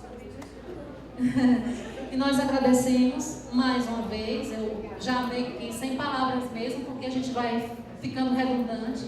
Muito bom ter você conosco, Sônia. Acho que tem 2 anos que estamos tentando, me parece que você foi fazer um outro pós-doc fora do Brasil e nós não conseguimos. Mas a Heloísa, não se preocupe não, de dizer que a gente vai entrar em contato e quando assim for possível a gente sinaliza. Então, que o seu exemplo fique para que nós nos motivemos. Esses períodos de pouca motivação, todos nós passamos por ele, Luiz. Todos nós. Todos nós temos algum momento durante o semestre que dá vontade de desistir, dá vontade da gente, a gente acha que não está fazendo nada certo, que a gente estava cheio de boas intenções, mas não. Mas o que faz o bom professor, o grande profissional, sem querer eu aqui fazer nenhum comentário em cima do que... Mas é justamente esse brilho nos olhos, esse compromisso com a palavra, esse envolvimento emocional mesmo, é que faz com que um professor penetre os seus alunos. Eu sei que a palavra é meio, talvez, se eu estivesse na sala de aula, eu dar risada também, né? Bem forte, mas penetre emocionalmente, cognitivamente os seus alunos. De ali, tu não foi isso, não foi, Rogério? Pelo amor de Deus, que Valca não pode ouvir. Mas ele não filmou penetrando. Pois é, isso aí tu conta, viu, Rogério?